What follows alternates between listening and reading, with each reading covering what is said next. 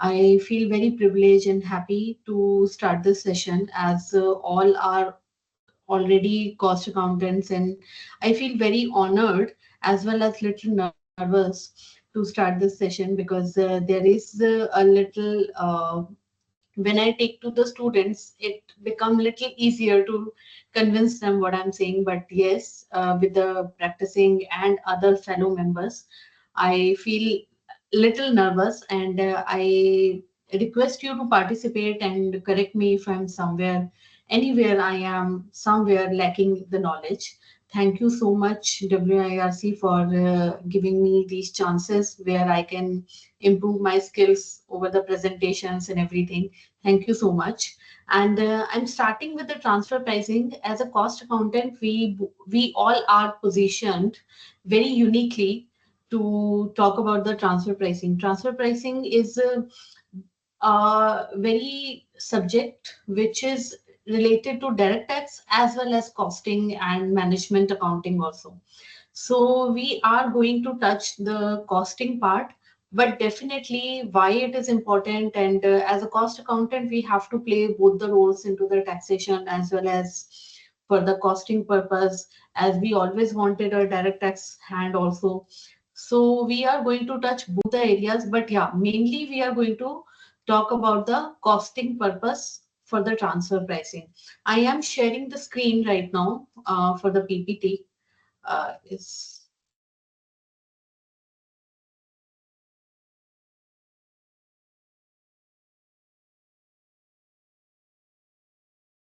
okay. My screen is visible. Yes, madam.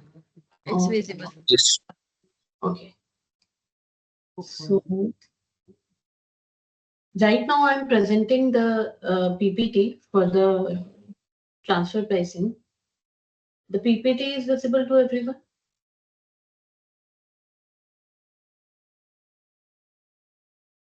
Okay, I assume that the PPT is visible to everyone.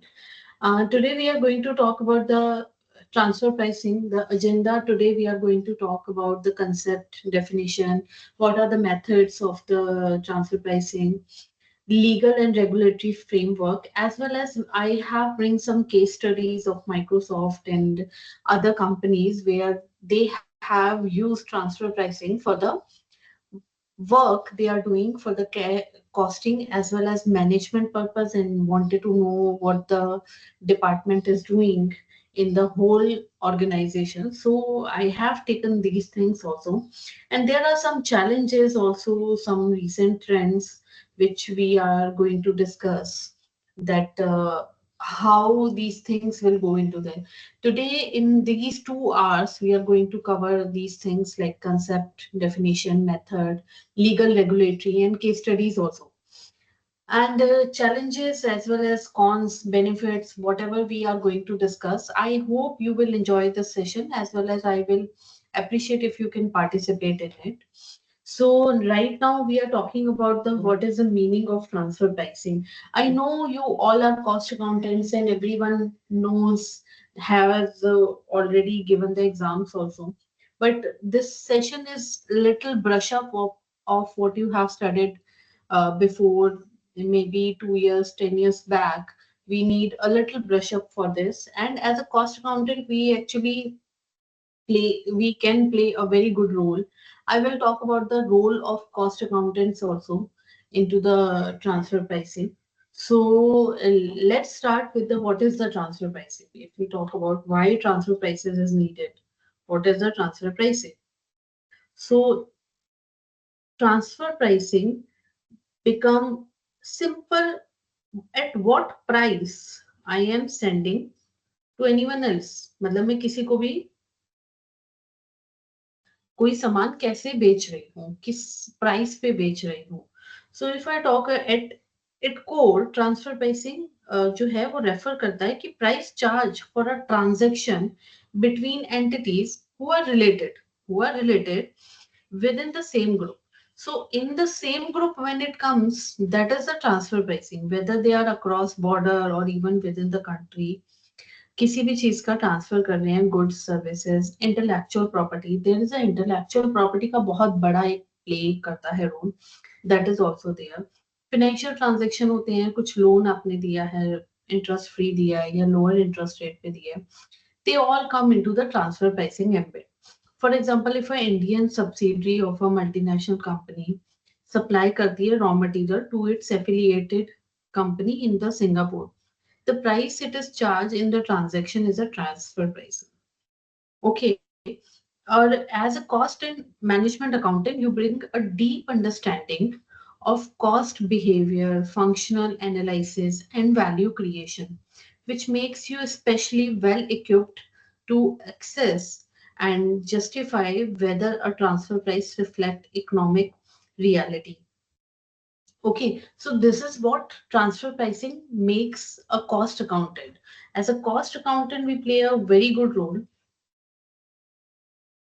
We actually see what is the price, what is the cost of the goods. Expenses का every week मंगा Okay, I thought every week का पूरा bunch next week का Tuesday तक आ जाता है. Monday को apply करो Tuesday को. okay.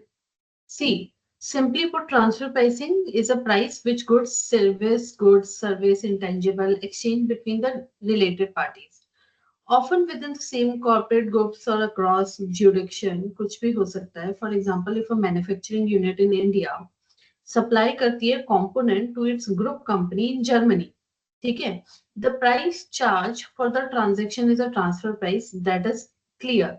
But because these entities are related, there is a risk that price might be manipulated, intentional or otherwise, कुछ भी हो सकता है, to shift the profit across the border, like reduce tax liability or something. There could be any reason. That where transfer pricing regulation comes. Okay, the regulation is a different, but as a cost accountant, we expertise is a crucial here. Our expertise is a very crucial here. क्या बोलता है? We understand the cost structure, overheads, allocation, margin, value chain, and underpin these transactions where we are equipped to perform the function and economic analysis, determine appropriate pricing method also, and help the businesses to comply with the both Indian as well as international transfer pricing regulation. Okay, so while also supporting the strategic decision making also. So strategic decision making के अंदर भी as a cost accountant हम बहुत सारा काम करते हैं. Okay, so if I talk about a simple definition, transfer pricing refers to the charge of goods, services, intangible asset like intellectual property or funds. It is finances where those are transferred between the part or same enterprises, division, subsidiary, or between the associated related party. It is an internal price for intercompany transaction which may differ from the market or external prices. Normal चीज है, ये ऐसा होता ही होता है. अगर मैं example लूं इसका कि अगर एक पेरेंट कंपनी है and its subsidiary, two subsidiaries है सेम पेरेंट की, and any entries between one has to say in the management control or significant control, they are the related parties. ये आपस में related और associate parties मानी जाएंगी because they are under common control. Transaction between them are not subject to the same force of competition, market negotiation or external constraint as a transfer between truly independent parties. जो independent parties होती हैं उनमें different होता है. Okay. Again, if I go to the why transfer pricing comes up, आया क्यों? Why transfer pricing comes up? तो why transfer pricing comes up ये तो अलग ही सीन है कि भाई आया क्यों.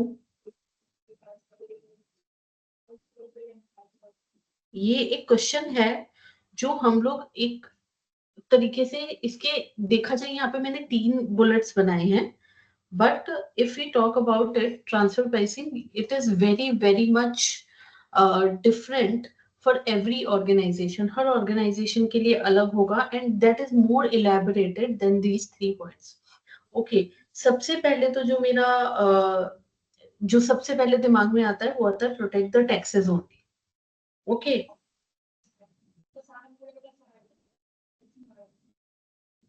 But we are talking about management accounting. जो हम मैनेजमेंट अकाउंटिंग के लिए बोल रहे हैं कि why we are doing the transfer pricing, okay, why the transfer pricing comes up.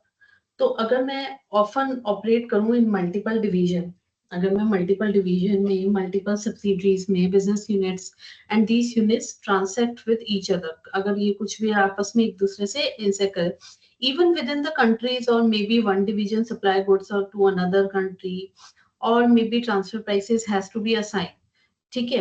तो मुझे एक्चुअली में why it matters to the management accounting, हम लोगों के लिए ये इतना इंपॉर्टेंट क्यों है?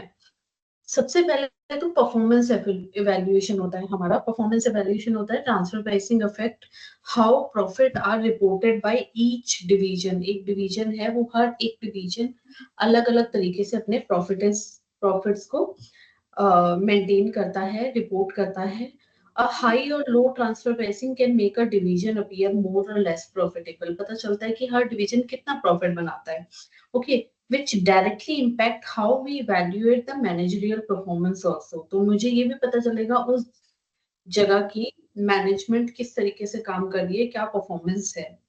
Resources allocation also, proper pricing help ensure that internal resources जो है like capacity, material और services जो यूज हुई हैं across the unit, supporting better internal decision making or not. There is a cost control and motivation also there. A fair and consistent transfer pricing policy motivate करती है managers को to control the cost, because they are being judged on the result and reflect the real economic activities. There is a strategic planning also, where transfer pricing helps stimulate market-based behavior inside the company, also support strategic decision like do I need to make or buy decision, outsource करना है या international expansion करना है, for that also transfer pricing plays a role. How cost and management accountant plays here, they actually analyze the cost structure, develop the transfer pricing models based on the actual economic activity, ensure goal and congruence between the divisions, and align internal pricing mechanism with the company and overall strategy. Okay, so while transfer pricing is often discussed in the taxation context, it originated and plays a central role in the management accounting also, as a tool for internal control, performance management, and value creation. So if I talk about the transfer pricing के लिए internal cost and control, performance management आता है, decision making आता है, make or buy, internal versus external sourcing, aligning of a division incentive with the overall company projective objective का objective जो होता है उससे भी हम लोग इसको जज करते हैं। Okay, so if I talk about these are the why transfer pricing comes up, and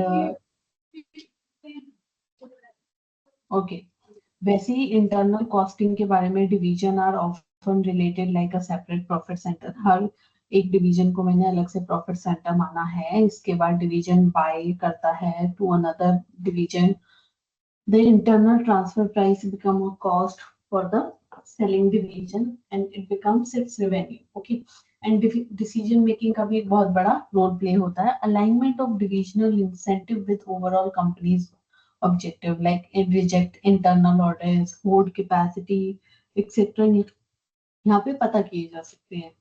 Next, if I come, why transfer pricing is important for tax and profit shifting, how it is for the tax and profit shifting. अभी तक मैं जो भी बता रही थी, मैं बोल रही थी कि टैक्स में भी बात आती है, अभी तक जो भी मैं बोल रही थी वो मैं बोल रही थी कि टैक्स में भी बात आ रही है, but how transfer pricing is important for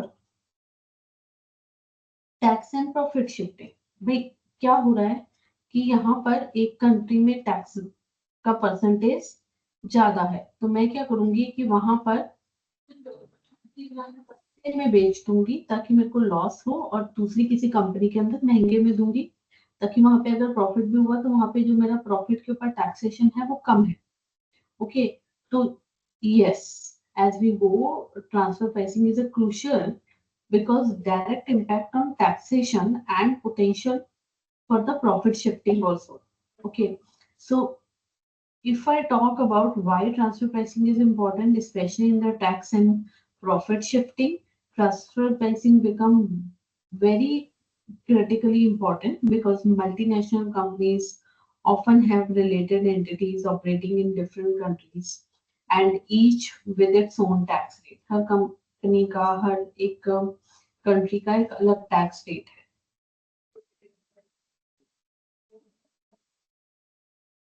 When these related entities trade among themselves, transferring goods and services or intellectual property, the price they assign the transfer pricing directly impact how much profit is reported in each country.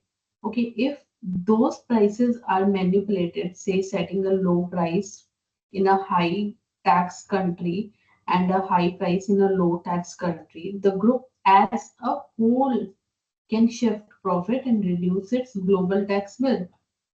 This is called base erosion and profit shifting. इसे BEPS भी बोला जाता है.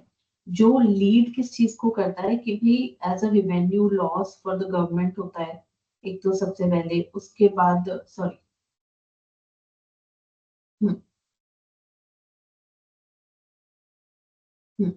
उसके बाद क्या होता है इसमें रेवेन्यू लॉस होता है. Unfair tax advantage for multinational companies होती हैं and increase scrutiny from the tax authorities होता है. That's why transfer pricing is heavily regulated today. Okay, with rules based on the arm's length principle, transaction between related party must be priced at they were between unrelated parties under open market conditions में भी होता है. Okay, and as a cost and management accountant, we are uniquely positioned to understand and analyze the cost driven behind intercompany transactions. Okay, help to determine fair and justifiable transfer pricing and ensure both tax compliances and strategic alignment. So while tax is a trigger, the real value of transfer pricing lies in our ability to connect with the economic substances and regulatory requirement also, reducing risk and enabling information business decision. Okay, these are my roles as a profit shifting and tax. Okay, so what happened कि यहाँ पे कुछ चीजों को बोला गया कि आपको इन चीजों का तो ध्यान देना ही पड़ेगा. उसी में आता है एक तो arm length principle. Tax authorities बोलती है कि आपको ट्रांजैक्शन जो भी करनी है आपको वो ऐसी होनी चाहिए arm length price. Arm length price क्या होता है? जिस प्राइस पे आपने अनरिलेटेड पार्टीज को दिया है वही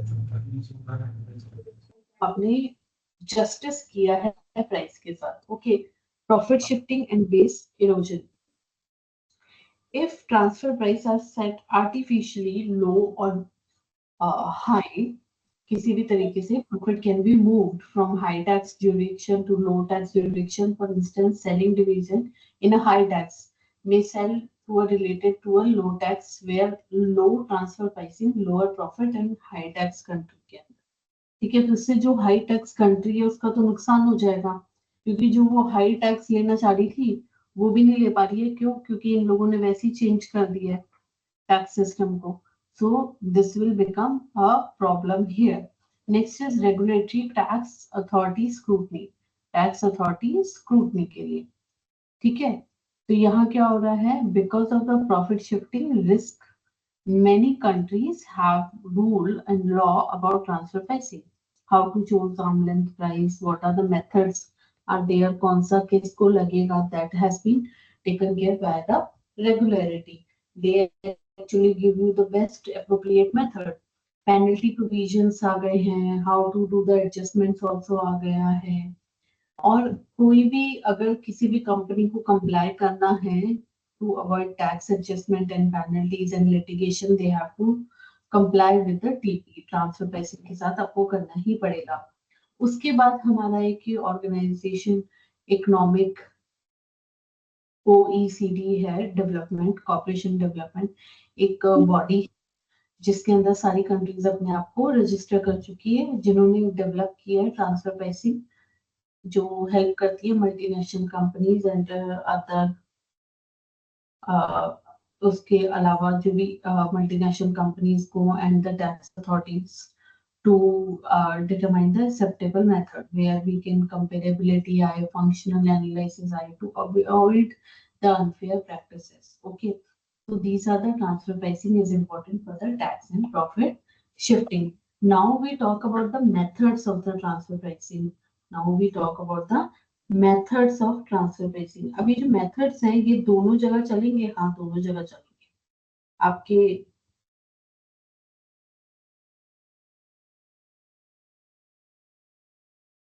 कॉस्टिंग में भी और आपकी टैक्सेशन में भी। तो ये जो कुछ मेथड्स हैं ये हम देख सकते हैं। There are 6 method, like first is like a comparable uncontrollable price, resale price method, cost plus method, profit split method, as well as transactional net margin method. Okay, so these are the simply method which is being used for transfer pricing. So if I talk about जब एक ही group के दो related companies होती हैं जैसे parents या subsidiary आपस में गुड्स या सर्विसेज का ट्रांजैक्शन करती हैं तो ट्रांसफर प्राइसिंग फिक्स करना पड़ता है। ये प्राइस फेयर होना चाहिए जैसा कि दो अलग इंडिपेंडेंट कंपनीज के बीच में होता है। ओके, इस प्राइस को डिसाइड करने के लिए कुछ रिकॉग्नाइज मेथड भी हैं जैसे OECD ने बताया है और जो इंडियन ट्रांसफर प्राइसिंग रूल्स में भी एक्सेप्ट किया जाता है। Okay, so one is comparable uncontrollable price method, second is resale price method, third is cost plus method, fourth profit split method, and fifth is transaction net margin method. उसके बाद अगर कोई और इन किसी से भी निकला है तो कोई और method. Okay. So if I talk about this method, comparable method जो है इसमें क्या होता है, देखा जाता है कि वही या सिमिलर प्रोडक्ट सर्विसेज का इंडिपेंडेंट पण इथे त्यांनी लिंक चालू केलं तिकडे दिसत नाही, मग काय करायचं? लिंक चालूच आहे. we need to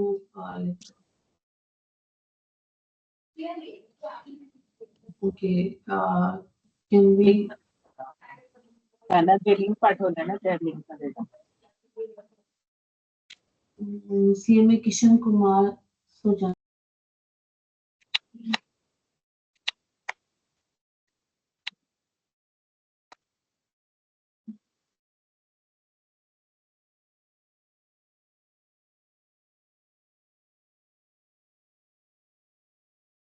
Madam, you are on mute.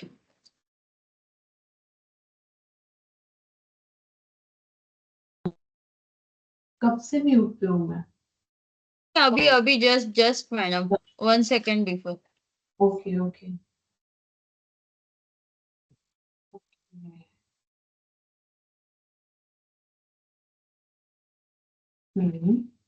Okay, when I talk about the methods, जो मेरे मेथड्स हैं ना उसमें से कंपेरेबल अनकंट्रोलेबल प्राइस है। इसमें क्या होता है, देखा जाता है कि वही या सिमिलर प्रोडक्ट सर्विसेज का प्राइस इंडिपेंडेंट पार्टीज के बीच में क्या बेचा गया था, किस पे बेचा गया था। यूज कब होता है, जब सामने या सिमिलर ट्रांजैक्शन का मार्केट प्राइस अवेलेबल हो। एग्जांपल लो, अगर आप अपनी सब्सिडी को 90 में प्रोडक्ट बेच रहे हो लेकिन मार्केट में वही प्रोडक्ट 100 में बेच रहे हो और वो बिक भी रहा है, तो ये जो डिफरेंस है वो जस्टिफाई करना पड़ेगा कि आपने ये 10 रुपए का जस्टिफाई करना पड़ेगा कि ये डिफरेंस क्यों आया, कैसे आया, क्या आना भी चाहिए था कि नहीं। We have to justify. Next बोल रहे हैं resale price method. Resale price method में क्या होता है, जिस प्राइस पे प्रोडक्ट रीसेल हो रहा होता है ना कस्टमर को, उसमें एक नॉर्मल ग्रॉस मार्जिन माइनस कर दिया जाता है और उसको हम बोलते हैं कि this is my resale method, this is my resale method transfer pricing.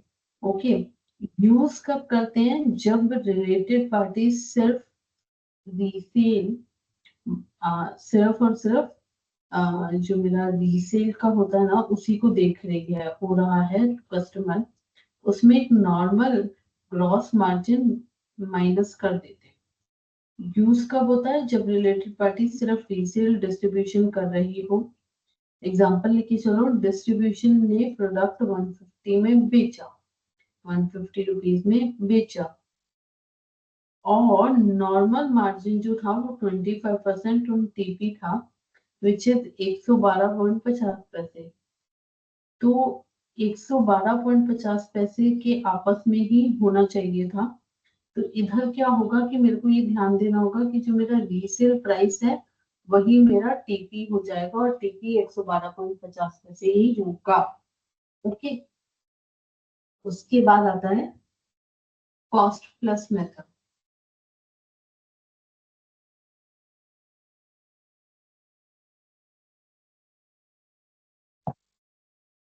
Cost plus method क्या होता है? प्रोडक्ट या सर्विस बनाने के कॉस्ट में एक स्टैंडर्ड मार्कअप ऐड किया जाता है। क्या बोलते हैं? यूज कब होता है? जब एक एंटिटी मैन्युफैक्चर या सर्विस प्रोवाइड करती है उस ग्रुप के लिए, तो हम इस मेथड को यूज करते हैं। फॉर एग्जांपल, किसी चीज को बनाने की जो कॉस्ट आई है वो आई है 1000, और मार्कअप जो है, मार्कअप मतलब प्रॉफिट, प्रॉफिट मैंने मान लिया कि वो 20% है।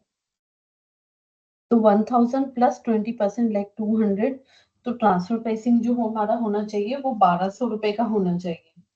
ठीक है, उसी तरीके से मेरा प्रॉफिट नेट मार्जिन मेथड है, प्रॉफिट स्प्लिट मेथड है, ये सारे मेथड मेरे इसी तरीके से आते हैं। तो स्प्लिट मेथड में, प्रॉफिट स्प्लिट मेथड में क्या होता है? टोटल प्रॉफिट को दोनों पार्टीज के बीच उनके फंक्शंस और रिस्क और एसेट के हिसाब से डिवाइड कर देते हैं।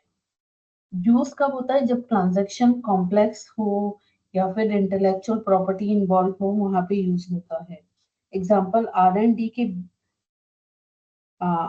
के टेक कोलैबोरेशन वाले केसेस में यूजफुल हो जाता है ये। और इसके अलावा जो मेरा ट्रांजैक्शन नेट मार्जिन मेथड है, उसमें आपके नेट प्रॉफिट मार्जिन को कंपेयर किया जाता है सिमिलर इंडिपेंडेंट ट्रांजैक्शन के बीच में, मतलब percentage wise, amount price wise नहीं, परसेंटेज प्रॉफिटेबिलिटी की जो परसेंटेज है उसके हिसाब से इसको किया जाता है, उसके हिसाब से इसको किया जाता है। ठीक है, सो इफ आई टॉक अबाउट उसके बाद जो अदर मेथड बचता है, जब भी सारे के सारे मेथड खत्म हो जाए, अप्लाई नहीं कर पाते, तो रीजनेबल मेथड यूज किया जाता है। कोई भी हो सकता है, कोटेड मार्केट प्राइस और discounted cash flow method, these can be done. और एज अ सीए में क्या करते हैं? हम कॉस्ट एनालाइज करते हैं, बेस्ट मेथड को सिलेक्ट करते हैं, और ट्रांसफर प्राइसिंग डॉक्यूमेंटेशन प्रिपेयर करना भी हमारा काम है, ताकि ऑडिट और कंप्लायंस स्मूथ हो, ताकि ऑडिट एंड कंप्लायंस मेरा स्मूथ हो। ठीक है, सो if I talk about comparable uncontrollable price, ठीक है,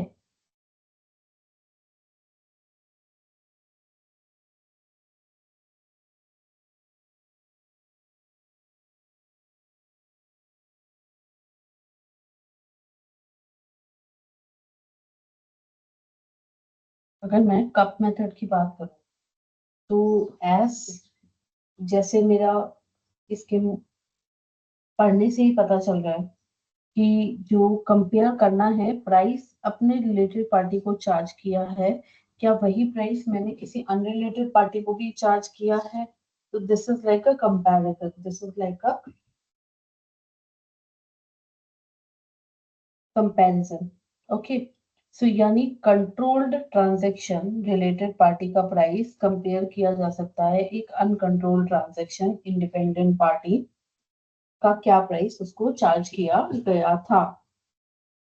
ठीक है, ये सबसे डायरेक्ट और रिलायबल मेथड होता है और माना भी जाता है, लेकिन सिर्फ तब जब आपके पास परफेक्ट या नियर परफेक्ट कंपेरेबल हो, या तो परफेक्ट या नियर परफेक्ट कंपेरेबल अगर आपके पास कोई प्राइस होगा, कोई सिचुएशन होगी, तभी ये माना जाएगा, अदरवाइज आपको बहुत सारी एडजस्टमेंट करनी पड़ेगी which has no use.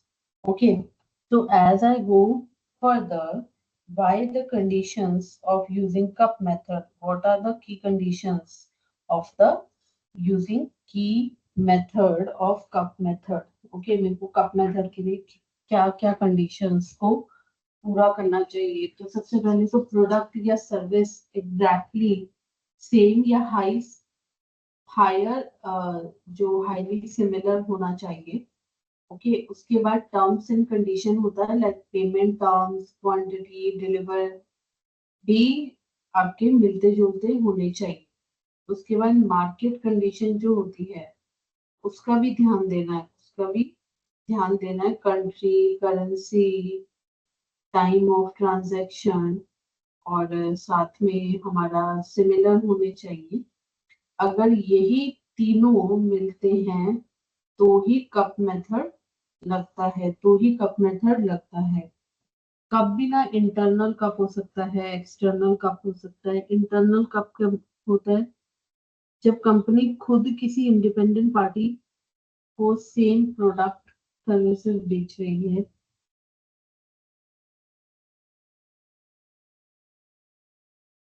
Example दीजिए उसका, कि अगर आप अपनी सब्सिडी को 90 में रॉ मटेरियल बेच रहे हो और वही सेम रॉ मटेरियल किसी एक्सटर्नल बंदे को 100 में बेच रहे हो, तो 100 रुपए बेंचमार्क कर माना जा सकता है और उसी को ट्रांसफर प्राइसिंग कंसिडर कर लेंगे।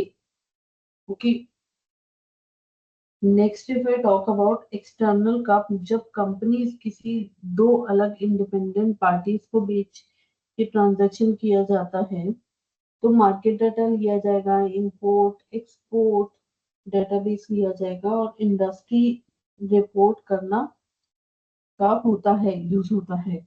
ठीक है, सो if I talk about the internal and external cup method, जो इंटरनल अपने डिविजन्स के साथ कंपैरिजन हो, दैट इज इंटरनल, एंड जो आउटसाइड द कंपनी हो, that is external cup method.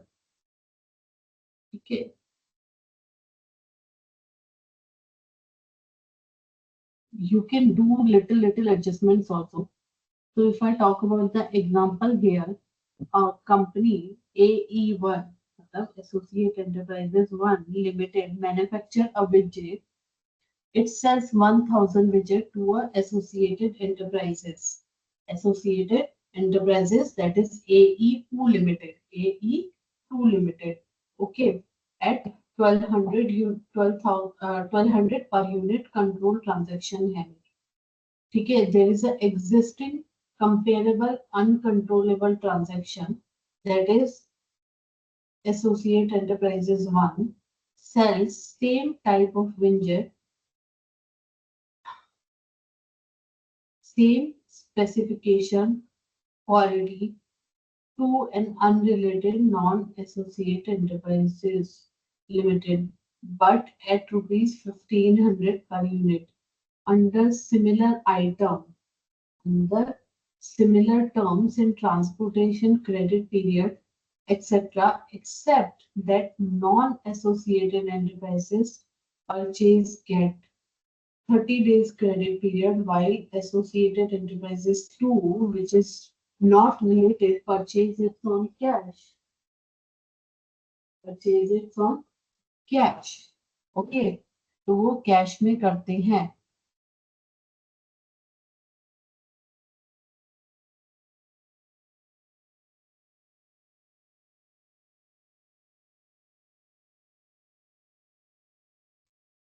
So there is a existing comparable uncontrollable transaction जो हमने बोली वो है इधर, बट यहाँ पर क्या हो रहा है कि एक जो कंपनी है वो अपनी एसोसिएटेड एंटरप्राइजेस को 1200 में सेल कर दी है और अनरिलेटेड नॉन एंटरप्राइजेस को 1500 पर यूनिट के लिए similar terms transport credit period के लिए कर रही है, except that non-associated enterprises purchase get a 30 days credit period.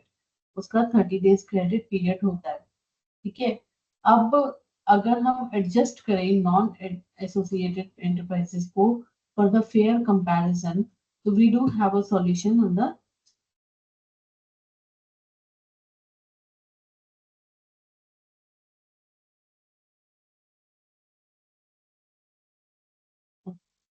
if I talk about the next slide पे मैं जाके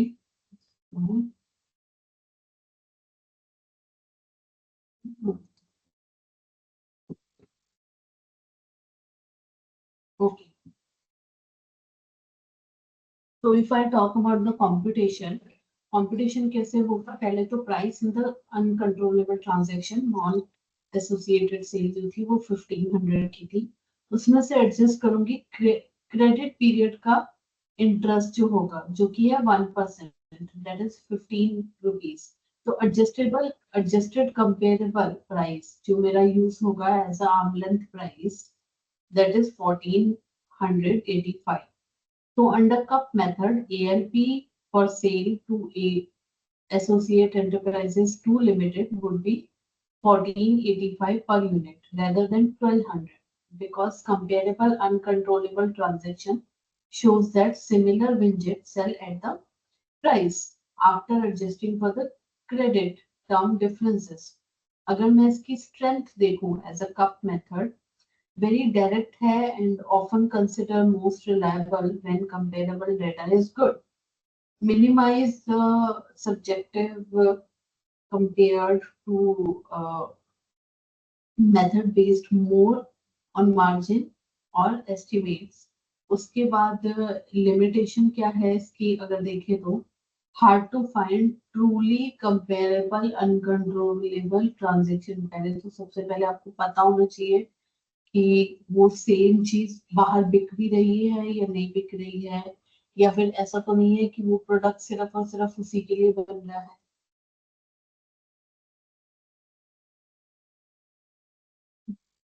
तो दैट इज देयर। उसके बाद minimize the subjectivity compare to method based more margin and estimates. Limitation तो मैं बता ही चुकी हूँ आपको कि पहले तो अनकंट्रोलेबल ट्रांजेक्शन मिलना बड़ा मुश्किल है।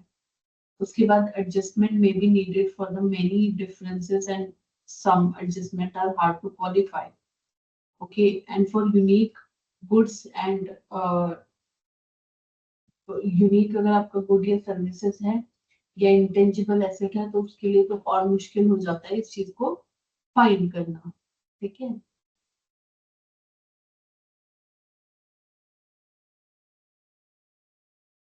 This is my cup, this is my cup method. Okay, अगर मैं सीएमए का बात करूँ, सीएमए क्या क्या कर सकता है, तो सबसे पहले तो इंटरनल जो मेरा प्राइसिंग रिकॉर्ड है एज अ कॉस्ट शीट और एनालाइज कर सकता है। कंपेरेबल आइडेंटिफाई करता है कि इंटरनल है या एक्सटर्नल है।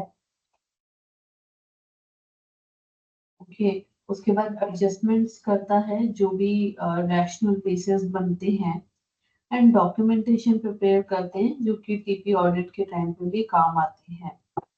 तो if I talk about the method, पहले तो एक तो डायरेक्ट प्राइस कंपैरिजन है इसके अंदर, रिलायबल है अगर एग्जीक्यूट कर रहे हैं सेम एंड कंपेरेबल एग्जिस्ट करते हैं तो। डेटा सोर्स क्या है मेरा, इंटरनल सेल्स और मार्केट डेटाबेस है।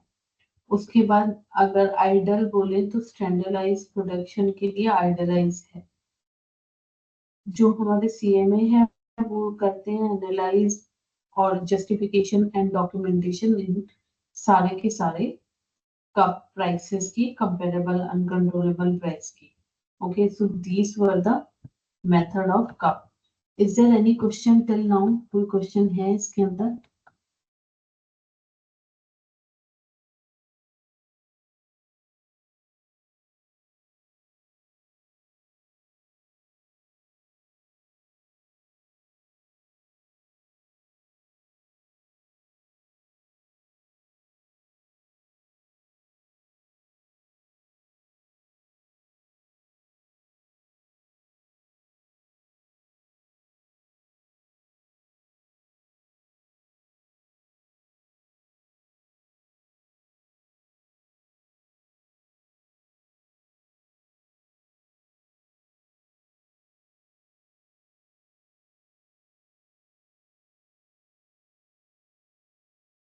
Okay, so I move forward for the next method.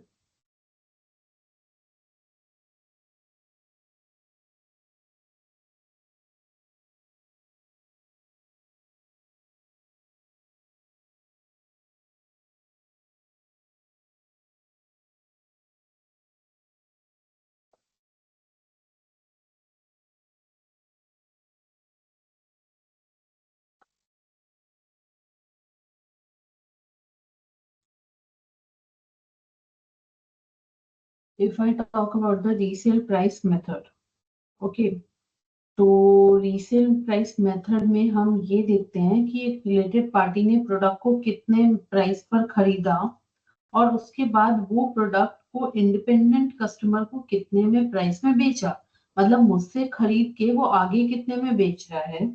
फिर उस रीसेल प्राइस में से क्या करते हैं, एक नॉर्मल ग्रॉस मार्जिन माइनस कर दिया जाता है ताकि आर्म लेंथ प्राइस निकाला जा सके। कब यूज करते हैं हम ये वाला मेथड जो है, ये यूज कब कब करते हैं, जब एक रिलेटेड पार्टी प्रोडक्ट को परचेज करके रीसेल करती है बिना ज्यादा वैल्यू ऐड किए, जैसे डिस्ट्रीब्यूशन या मार्केटिंग के लिए। तो जब फाइनल रीसेल प्राइस पता हो और उसके बेसिस पे ट्रांसफर प्राइस फिक्स किया जा सकता है, या जब मैन्युफैक्चरिंग या कॉस्ट डाटा अवेलेबल ही ना हो तो, या लेस रेलिवेंट हो तो भी हम इसको यूज कर सकते हैं। कैसे कैलकुलेट करते हैं, सबसे पहले रीसेल प्राइस देखो, मतलब रिलेटेड पार्टी ने जो प्रोडक्ट कस्टमर को कितने में बेचा वो लो, उस रीसेल प्राइस से नॉर्मल ग्रॉस मार्जिन माइनस करो। ये मार्जिन वो प्रॉफिट मार्जिन होता है जो इंडिपेंडेंट डिस्ट्रीब्यूटर जनरली कमाते हैं। ठीक है, जो रिजल्ट मिलेगा वो होगा आर्म लेंथ प्राइस या transfer price.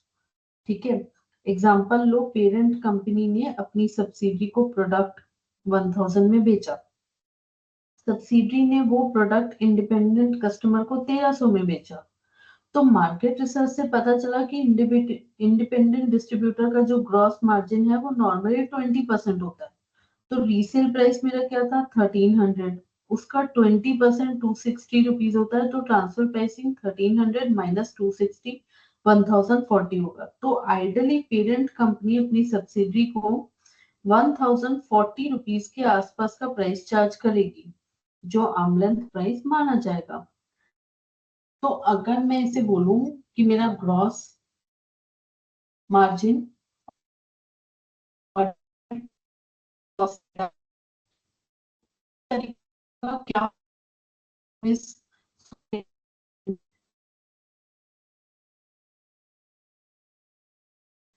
is suitable when reseller distributor does not had a significant value to the product। अगर वो आगे कुछ और नहीं बना रहा है या कुछ मिनिमम मैन्युफैक्चरिंग करी है, कुछ मॉडिफिकेशन नहीं की है, तो हम रीसेल प्राइस मेथड ले सकते हैं।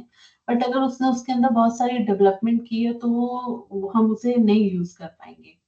उसके बाद resale price is also known होना चाहिए, रिलायबल होना चाहिए। There is observation pricing to the independent customer also comparing. Well, हमारे पास ग्रॉस मार्जिन भी अवेलेबल होना चाहिए, either from the similar reseller or internal or external doing similar business under the similar function and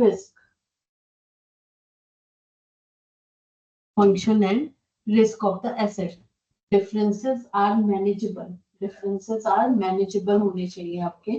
differences जो है वो manageable होने चाहिए, एडजस्टमेंट्स होनी चाहिए। Differences in the function and term होना चाहिए, फंक्शन एंड टर्म होना चाहिए, टर्म ऑफ द सेल होना चाहिए, जियोग्राफी रिस्क होना चाहिए, and accounting policy etcetera should be capable of being adjusted to make a comparison.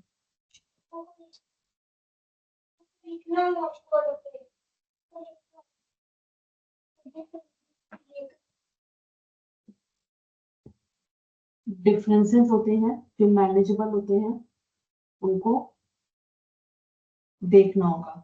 ठीक है, it should be capable of being adjusted to make a comparison also valid.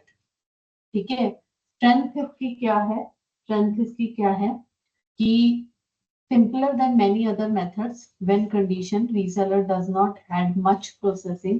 कोई much processing अगर use नहीं हो रही है तो हम इसे यूज कर सकते हैं. Useful when direct and comparable and product prices are available.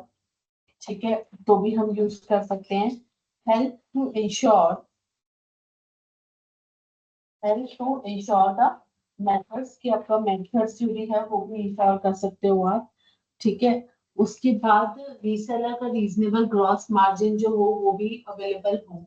Limitation क्या है इसकी? Reseller at substantial value like marketing, significant modification, use of intangible asset. तो जो मेरा रीसेल प्राइस मेथड है वो लेस रिलायबल हो जाता है क्योंकि उस इंसान ने कुछ ना कुछ उसमें काम किया है. उसके बाद उसने कुछ ना कुछ काम किया है, उसके अंदर ग्रॉस मार्जिन है, कुछ बेंचमार्किंग नहीं है अवेलेबल, तो भी क्या करेगा. उसके बाद difficulty finding good comparable for the gross margin data, especially for the specific industry or product. Differences in the accounting policies and cost structure, duties and taxes to discount also, etc. ठीक है, to distract the comparison unless adjusted. Okay, so there is a unwanted guest I have facing right now.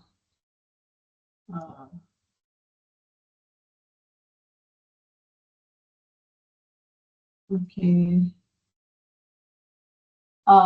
Give me a 5 minutes. There's one kid has came in my office. I have to drop him to his mother. Okay. Sorry. Give me 5 minutes.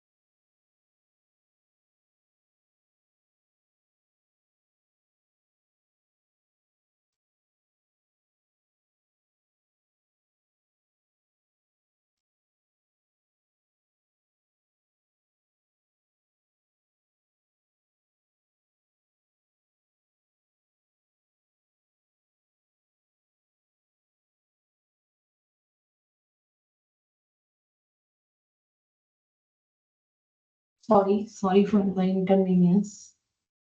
As I go further, I talk about the strength and limitation of the price method, resale price method.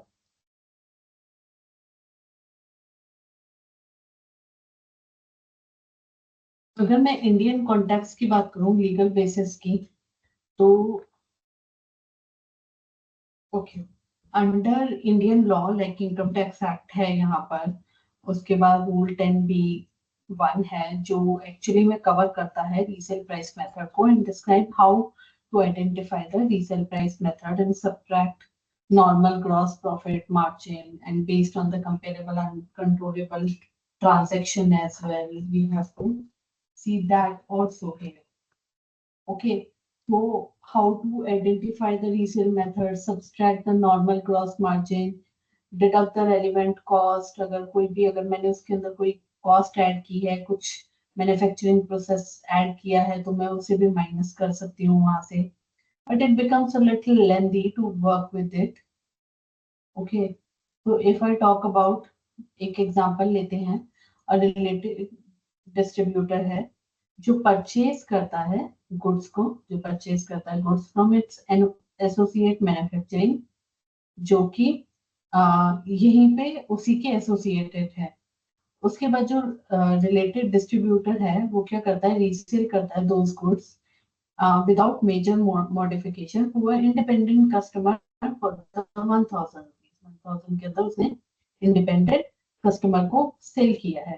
ठीक है, from the benchmarking, जो उसकी industry का benchmarking है, उससे पता चलता है कि सिमिलर आइडेंटिटी इंडिपेंडेंट डिस्ट्रीब्यूटर जो होते हैं वो अर्न करते हैं कुछ 20% का मेरा प्रॉफिट। वो लोग 20% का एक प्रॉफिट रीसेल पे बनाते हैं। तो मैं क्या करूंगी, जो भी मेरा रिलेटेड डिस्ट्रीब्यूटर है वो जितने में सेल कर रहा है उसका मैं 20% निकाल लूंगी। लाइक 1000 का अगर मैं 20% निकालती हूँ तो that is 50 rupees, that is 50 rupees. तो अगर मैं वो 50 माइनस करती हूँ, वो मैं 50 माइनस करती हूँ, तो क्या होगा कि वो मेरा रीसेलर का मेथड हो जाएगा। बट यहाँ पर इन्होंने एक और चीज बोली कि जो रिलेटेड डिस्ट्रीब्यूटर था उसने कुछ कॉस्ट भी इनकर की है, कुछ कॉस्ट भी इनकर की है, that is 50 rupees for inward and custom duty. Okay, तो इफ अगर मैं इसकी कैलकुलेशन करूं तो मैं क्या करूंगी, सबसे पहले तो रीसेल मेथड लूंगी 1000, उसमें से ग्रॉस मार्जिन माइनस करूंगी 200 का, उसके बाद माइनस करूंगी मैं उसने जो परचेज कॉस्ट जो भी उसने उसके अंदर ऐड करी है, दैट इज 50 रुपीज, वो माइनस करूंगी। तो जो मेरा प्राइस बचेगा 750, that will be my arm length price as per the मेरा रीसेल मेथड के हिसाब से वो मेरा आर्म लेंथ प्राइस होगा। ठीक है, so under resale price method the price which is distributor should pay to manufacturer, that should be 750 rupees, that should be a 750 rupees। okay, and ये अलाउ है, ग्रॉस मार्जिन है to cover its purchase cost also. Okay, so that is my resale price method, that is my resale price method। now we are going to discuss about the cost plus method. इसके बाद हम बात करेंगे cost plus method की। अभी तक इसमें किसी को कोई दिक्कत है?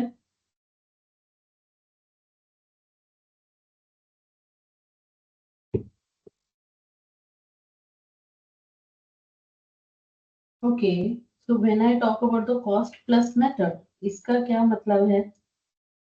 सिंपल, ये मेथड मैन्युफैक्चरिंग या कॉन्ट्रैक्ट सर्विसेज और सेमी फिनिश गुड्स के ट्रांसफर प्राइसिंग में हेल्प करता है। वो कॉमनली वहां पे यूज होता है, स्पेशली जब रिलेटेड पार्टीज आपस में ही सप्लाई चेन को का पार्ट हो। कब यूज होता है? जब एक रिलेटेड पार्टी दूसरी रिलेटेड पार्टी को गुड्स मैन्युफैक्चर करती है, जब एक एंटिटी कॉन्ट्रैक्ट मैन्युफैक्चरिंग या बैक एंड सर्विसेज प्रोवाइड करती है, या जब आपके पास एक्यूरेट कॉस्ट डेटा अवेलेबल हो, जो कि हम लोग बहुत अच्छे एक्सपर्ट हैं टू गेट द कॉस्ट, वो भी अगर अवेलेबल है तो भी हम यूज कर सकते हैं। कैसे कैलकुलेट करते हैं? टोटल कॉस्ट को डिटरमाइन करते हैं कि डायरेक्ट मटेरियल कितना लगा है, डायरेक्ट लेबर, ओवरहेड, सबको ऐड करेंगे, उस कॉस्ट में एक नॉर्मल प्रॉफिट मार्कअप ऐड करेंगे और रिजल्ट जो आएगा वो हमारा होगा आर्म लेंथ प्राइस या आर्म लेंथ ट्रांजैक्शन प्राइस। ठीक है, वो as per the cost plus method होगा। तो यहाँ पर अगर मैं कॉस्ट प्लस मेथड की बात करूं, traditional transaction based transfer pricing approach है, where arm length price is determined by the adding a appropriate markup to the supplier cost incurred in a controlled transaction। कोई भी कंट्रोल ट्रांजेक्शन के अंदर जो भी कॉस्ट मेरी लगी है उसे लूंगी और उसके अंदर ऐड करूंगी अपना जो भी मेथड होगा, जो भी मेरा यहाँ पे प्राइस होगा। ठीक है, उसके बाद बात करते हैं हम, इसके बाद ये इंश्योर करना होता है कि आर्म लेंथ प्राइस जो होता है वो अर्न करे एक रीजनेबल प्रॉफिट। एक रीजनेबल प्रॉफिट जरूर अर्न करना चाहिए, ऐसा नहीं है कि हम उनको ये नहीं चाहते हैं कि वो प्रॉफिट ना कमाए। तो cost percentage that will be bye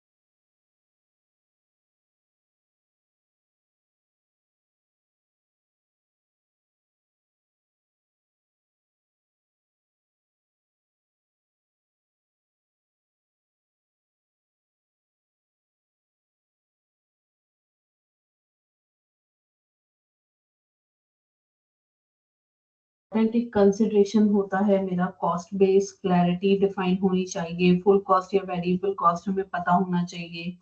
उसके बाद मेरा मार्कअप का जस्टिफिकेशन होना चाहिए, इंडस्ट्री प्रैक्टिस कंपेरेबल डाटा मेरे पास होना चाहिए। एडजस्टमेंट करना पड़ सकते हैं अगर कुछ फंक्शनल रिस्क अलग हैं तो।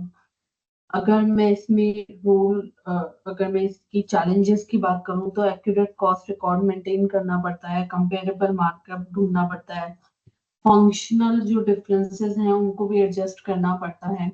तो स्ट्रेंथ तो इसकी ये है कि इजी है, अपना कॉस्ट डाटा रेडीली अवेलेबल कराओ, कंपेरेबल मार्कअप करो और करो। ऑब्जेक्टिविटी जो है reduce subjectivity bye focusing on the actual cost and observation. Transparency बढ़ाता है, फैसिलिटेट करता है इस चीज के लिए। रेगुलेटरी एक्सेप्टेंस है इसको, ठीक है। Limitation of cost plus method में क्या होता है कि dependence on the comparable data होता है। कंपेरेबल एक मेरा डेटा होता है, उसके लिए भी मुझे डिपेंडेंसी देखनी पड़ती है कि वो सही भी है या नहीं है, उसकी भी एक मेरी लिमिटेशन होती है, ठीक है।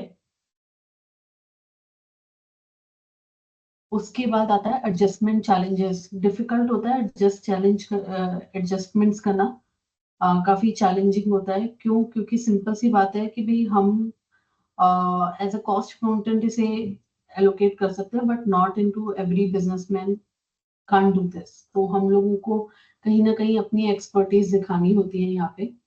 कॉम्प्लेक्सिटी इन एप्लीकेशन है, हाँ कॉम्प्लेक्सिटी है। आपको कॉस्ट सेंटर ढूंढना, कॉस्ट को एलोकेट करना, कॉस्ट को एलोकेट करना उस कॉस्ट सेंटर के बेस पे, और उसके बाद उसका कॉस्ट ऑफ प्रोडक्शन निकालना, पर यूनिट निकालना अनरिलेटेड पार्टी के लिए और रिलेटेड पार्टी के लिए, कैलकुलेट करना उसके लिए transfer pricing. This has a complexity as well as application. एक एग्जांपल ले लेते हैं। कंपनी है, कॉन्ट्रैक्ट मैन्युफैक्चरर है, प्रोड्यूस करती है electronic component for a company B and associated enterprises. Company A's total cost for manufacturing 1,000 units is 5 lakh rupees. Okay, based on the industry data, a comparable markup percentage is similar. Manufacturing activities 20%. So if I talk about the मेरा cost क्या था? मेरा cost जो था वो था 5 lakh rupees का। जो मेरा cost था वो था 5 लाख रुपीस का। और अगर मैं बात करूं मेरा मार्कअप कितना है 20%, तो 20% of 5 lakh is 1 lakh rupees. तो मेरा आर्म प्राइस कितना होगा 6 lakh rupees. Therefore, the transfer pricing for 1,000 unit will be 6,000 to 600 per unit मेरा प्राइस होगा।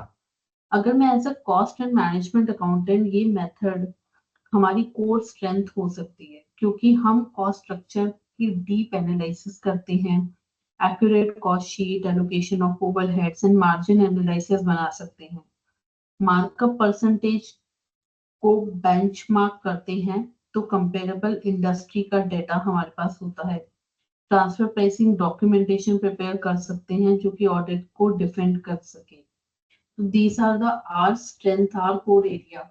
तो अगर मैं बात करूं कि भाई कॉस्ट प्लस मेथड में क्या है, बेसिस सबसे पहले तो कॉस्ट प्लस नॉर्मल मार्कअप है।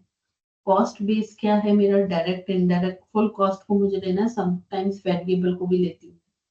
बेस्ट किसके लिए है ये, मैन्युफैक्चरिंग या सर्विस या कॉन्ट्रैक्ट प्रोसेसिंग के लिए है। नीड इसके लिए क्या क्या हो जाती है मेरी, accurate costing and reliable markup. मेरा जो सीएमए का जो रोल है वो कॉस्ट बिल्डअप है, मार्कअप एनालिसिस है, टीपी डॉक्यूमेंटेशन है। So these are the best things which a cost accountant can bring on the table into the transfer pricing. Is there any question into the cost plus method, or I should move to the transactional net margin method?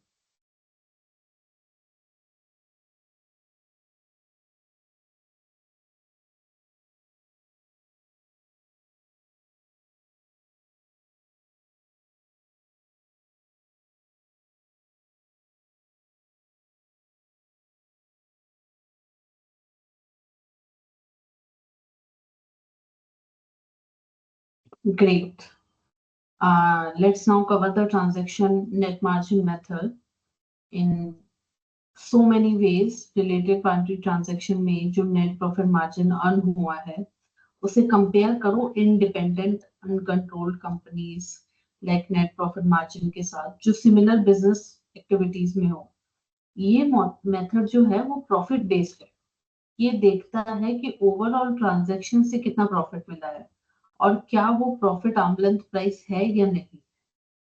तो कब use करते हैं हम TNMM, किस तरीके से use करते हैं, कहाँ पे यूज करते हैं, हाउ इट वर्क्स।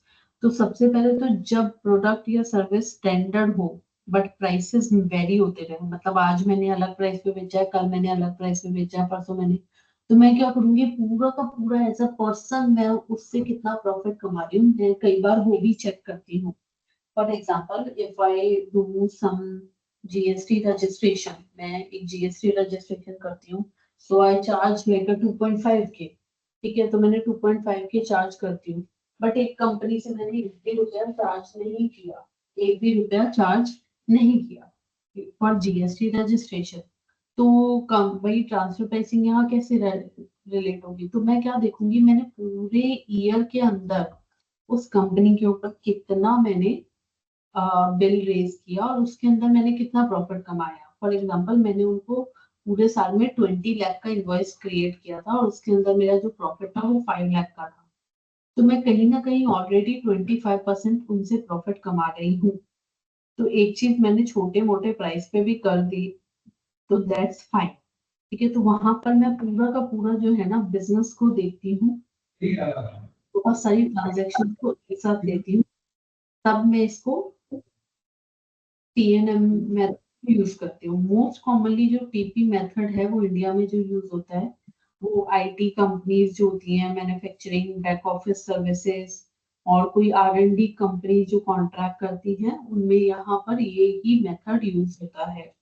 अगर मैं बात करूँ इसकी कि हाउ TNM वर्क, सबसे पहले तो आइडेंटिफाई द टेस्टेड पार्टी, उस पार्टी को सिलेक्ट करो, select least complex entity involved in transaction, typically one that does not own unique intangible asset, कोई intangible asset यूज नहीं करते है।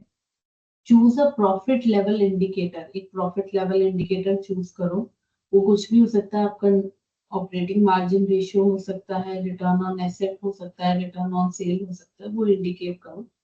कंडक्ट अ कंपेरेबल एनालिसिस, एक कंपेरेबल एनालिसिस कंपेयर करो, conduct करो। उसके बाद आइडेंटिफाई करो इस चीज को कि कौन सी कंपनी और स्टेब्लिश एक बेंचमार्क की तरह यूज होगी।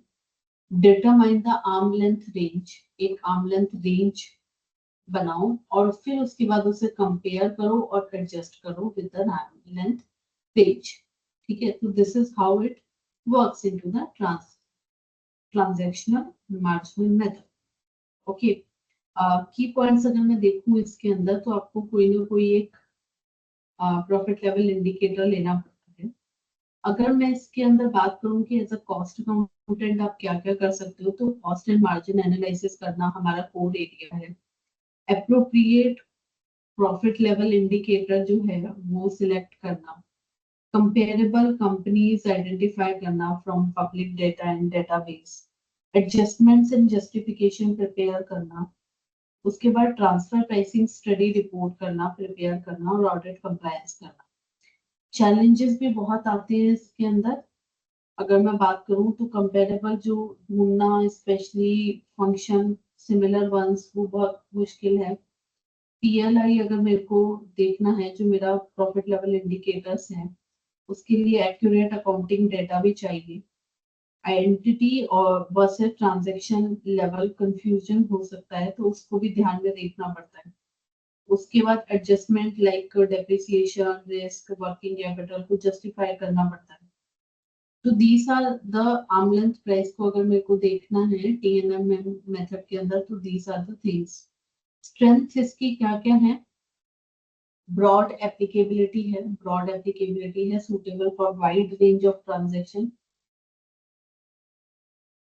Including manufacturing, distribution and services, less sensitive to the minor differences should be के लिए compared to the methods like comparable uncontrollable price, TNMM is a less affected by minor differences, छोटे छोटे differences के अंदर नहीं फर्क पड़ता। Simplicity है, relies on the readily available financial data, making it easier to apply.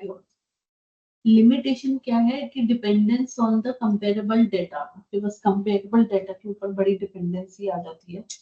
Require access to the reliable data on the profit margin from comparable uncontrollable transaction which may not always be available. हो सकता है हमेशा available ना हो.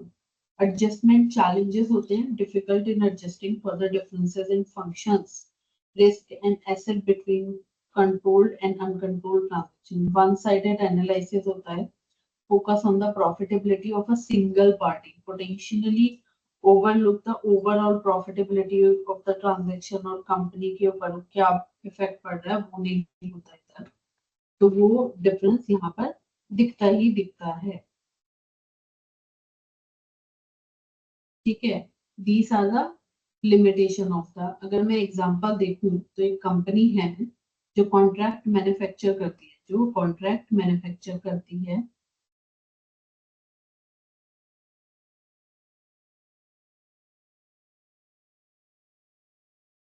Produce करती है electronic components of a company B and associated enterprises. Company A's total cost for manufacturing 1000 units are 5 lakh rupees based on the industry data. A comparable markup, sorry ये TNM, okay ये मेरा था comparison का. ठीक है, तो if I talk about the legal framework, अगर मैं इसकी लीगल फ्रेमवर्क की बात करूं कि हम इतनी सारी कॉस्टिंग करके इतनी सारी ट्रांसफर प्राइसिंग के मेथड्स देखकर क्या करना क्या चाह रहे हैं, तो हमारे पास here are summary for legal regulatory and framework of the transfer pricing specially in India and some international context also. OECD के हम रूल्स काफी हद तक अलाइन कर रखे हैं हमने इनकम टैक्स में भी. तो एक तो primary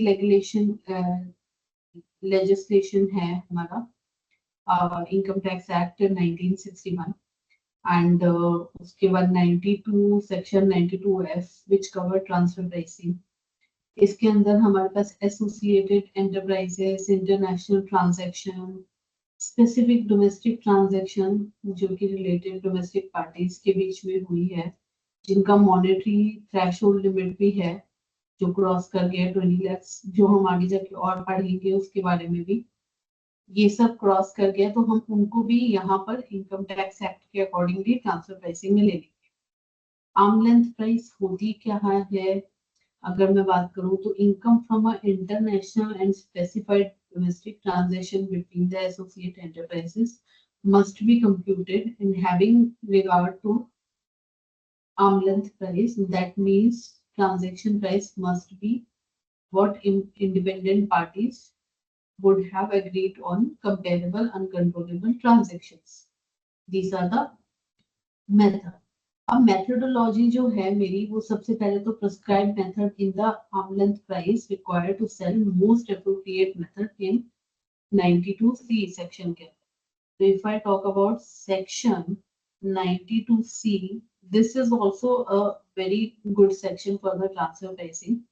And if I talk about कि भाई ये है क्या, किस लिए है, क्यों है, तो section 90C of the income tax act deal करता किससे है कि आर्म लेंथ प्राइस को कैसे डिटरमाइन करें एसोसिएटेड एंटरप्राइजेस के बीच में, स्पेशली इंटरनेशनल ट्रांजैक्शन या स्पेसिफाइड डोमेस्टिक ट्रांजैक्शन हो.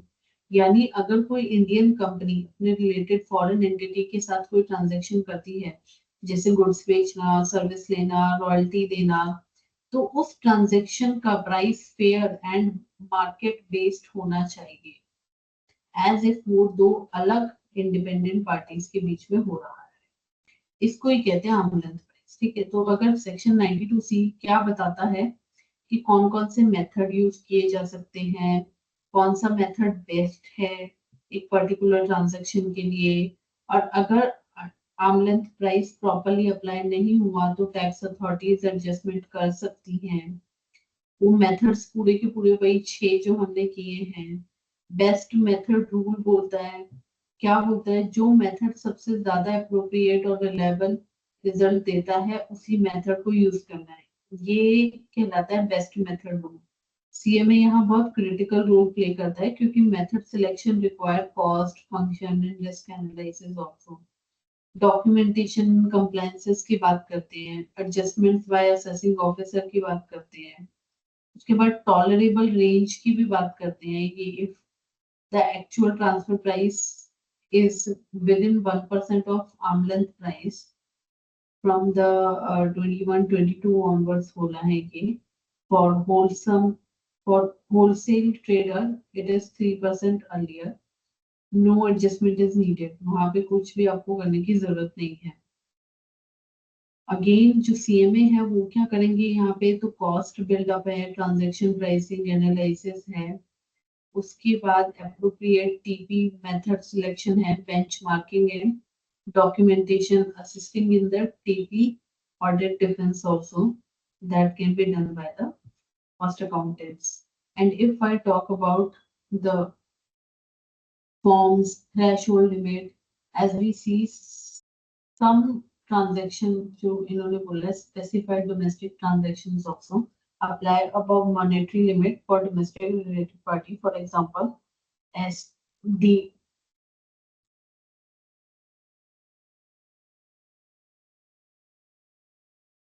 aggregate value must exceed 20 crores depending upon the finance act for certain domestic transaction. International transaction तो हमेशा ही cover होती ही है।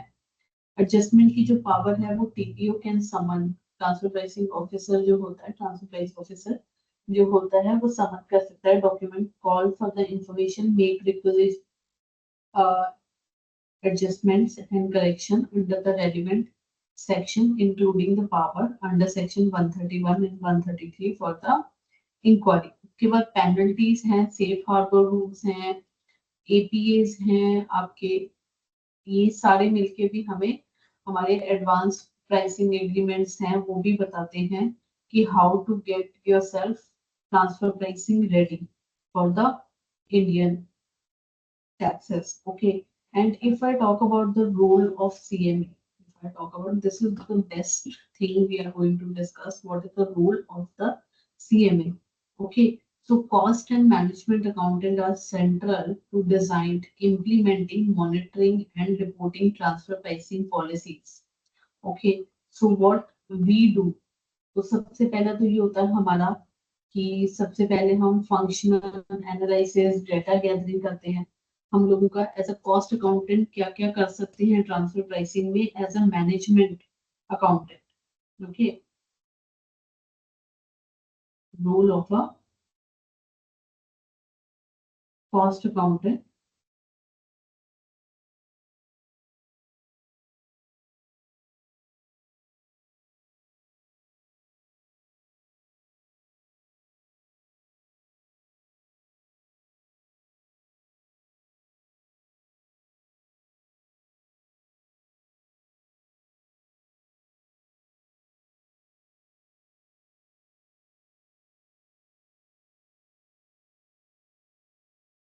अगर मैं इसे मैनेजमेंट का ही एक फंक्शन बोलूं, अगर मैं इसे मैनेजमेंट के फंक्शन के पर्सपेक्टिव से देखूं, तो कॉस्ट अकाउंटेंट ट्रांसफर प्राइसिंग में क्या क्या करता है। तो ट्रांसफर प्राइसिंग आज सिर्फ टैक्स कंप्लायंस का सब्जेक्ट नहीं है, ये एक स्ट्रेटेजिक मैनेजमेंट टूल बन चुकी है। और यहाँ कॉस्ट अकाउंटेंट को रोल बहुत ही ज्यादा परक्यू है, बहुत ही ज्यादा प्रिसाइज है और वाइटल भी हो जाता है, not just as a accountant but as a management advisor and value creator. Okay, cost analysis and transaction understanding होनी चाहिए। सीएमए के पास होती है deep understanding of product wise cost कैसे निकलती है, एक्टिविटी बेस्ड कॉस्टिंग क्या है, मार्जिनल वर्सेस फुल कॉस्टिंग क्या है, कॉस्ट बिहेवियर एंड वेरिएंसेस। ये कॉस्टिंग इनसाइट हेल्प करते हैं ट्रांसफर प्राइसिंग को जस्टिफाई करने के लिए, specially in the cost plus या टीएनएम मेथड के अंदर भी बहुत ज्यादा हम लोग बहुत ज्यादा जस्टिफिकेशन वैल्यू एडिशन कर सकते हैं।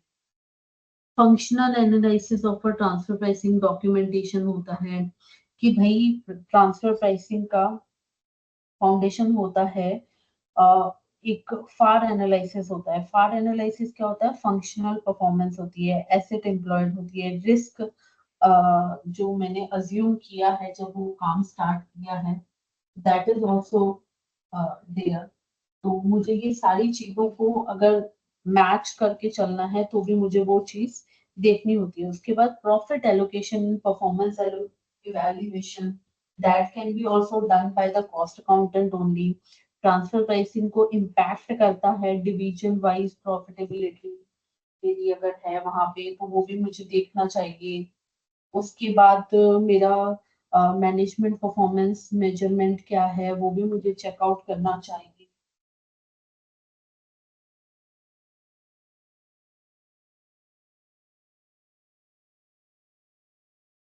उसके बाद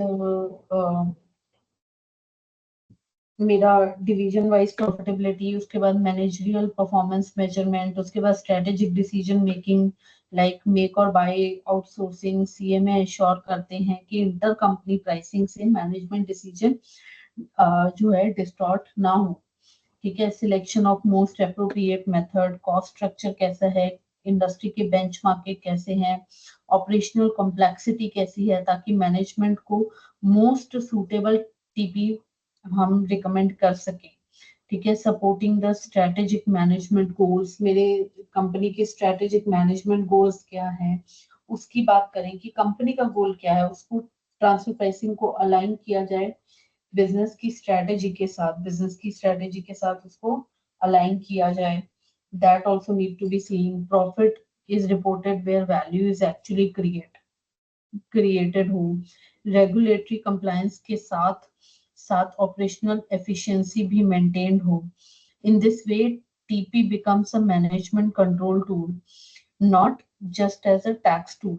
ओके, सो रिस्क मिटिगेशन जो कंप्लायंस सपोर्ट होता है उसमें भी आइडेंटिफाई द टीपी रिस्क जो एरियाज हैं उनको देखो। उसके बाद हेल्प करो इन ट्रांसफर प्राइसिंग ऑडिट प्रिपरेशन के अंदर। मेंटेन करना है रोबस्ट डॉक्यूमेंटेशन, जो भी मेरा अंडर रूल 10D के कंप्लायंसेस है उनको कलेक्ट करना। तो कोलैबोरेट करना है टैक्स कंसल्ट के साथ, वो भी करना होता है। तो अगर मैं बात करूं कॉस्टिंग का है एरिया, जिसमें built cost base, margin, price model, analysis करना, परफॉर्मेंस फार, हमारे profit linking indicator, benchmarking methods को देखना, बेस्ट मेथड सिलेक्शन करना, कंप्लायंसेस करना, स्ट्रेटेजी देखना, रिस्क है। ये सारी चीजें अगर मैं बात करूं तो transfer pricing is no longer just a tax challenge. It is a management opportunity as a cost and management accountant.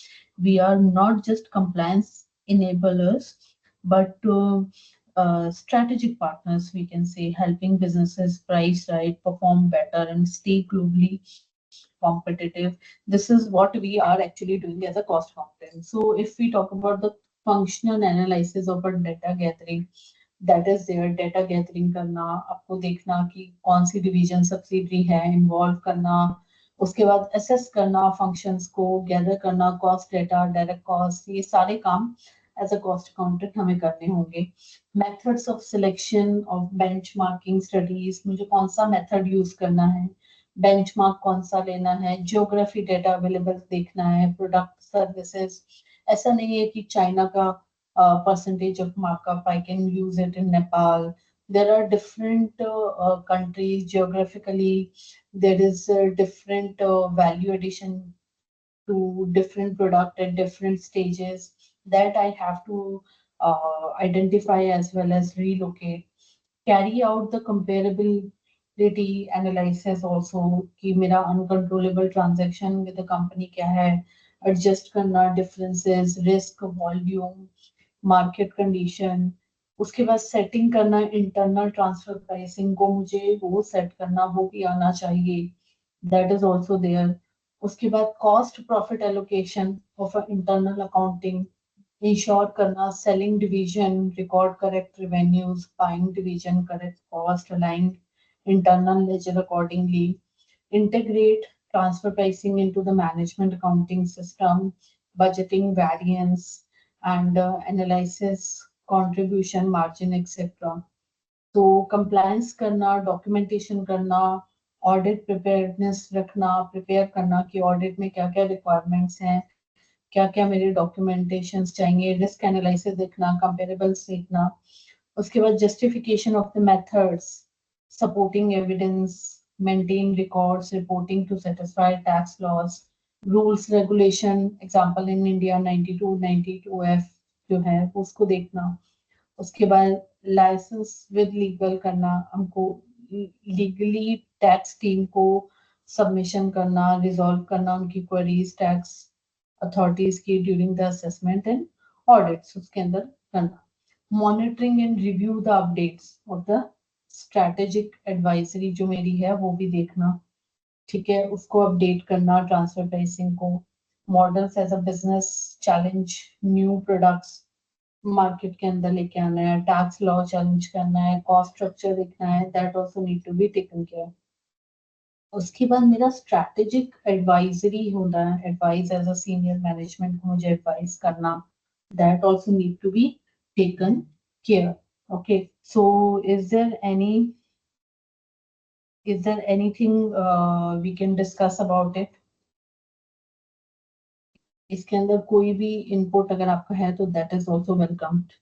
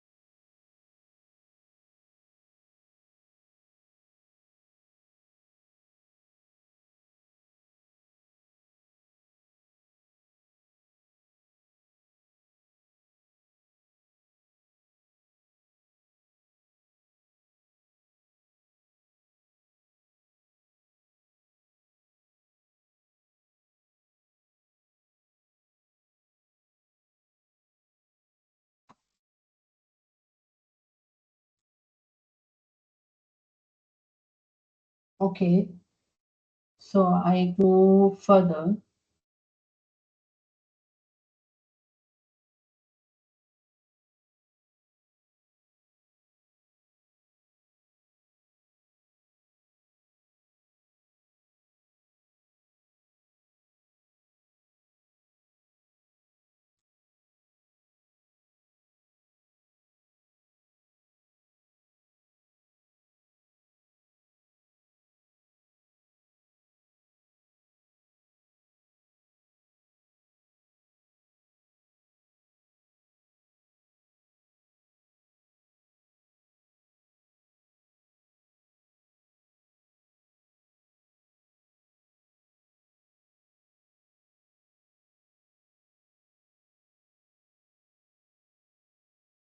Okay.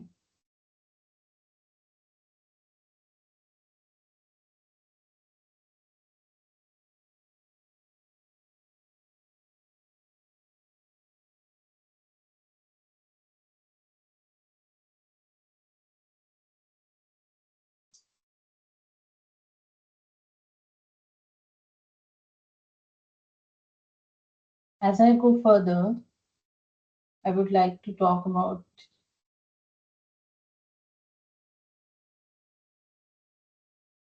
impact in the organization. Organization पे क्या impact पड़ते हैं?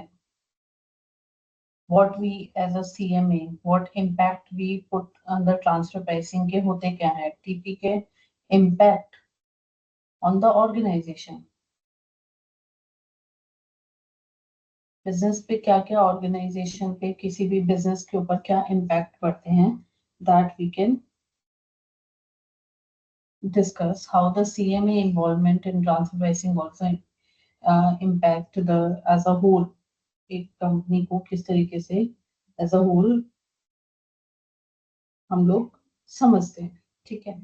So if I talk about transfer pricing का business के ऊपर impact क्या है, तो ट्रांसफर प्राइसिंग सिर्फ एक टैक्स टूल नहीं है, इसका डायरेक्ट इम्पैक्ट बिजनेस के मल्टीपल एक्सेस पे होता है, like profitability, performance, compliances, decision making, risk. Let's break it down. Profit allocation या टैक्स इम्पैक्ट होता है। टीपी डिसाइड करता है कि ग्रुप प्रॉफिट किस कंट्री डिवीजन में दिखेगा।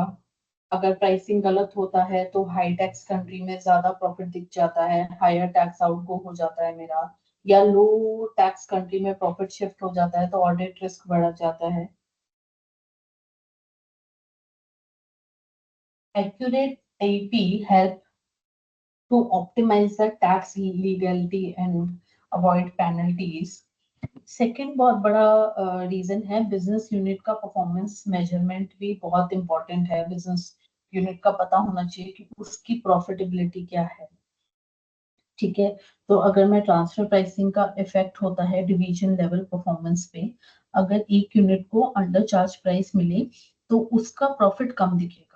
मिसलीडिंग परफॉर्मेंस डेटा से रॉन्ग इंसेंटिव या डिसीजन हो सकते हैं।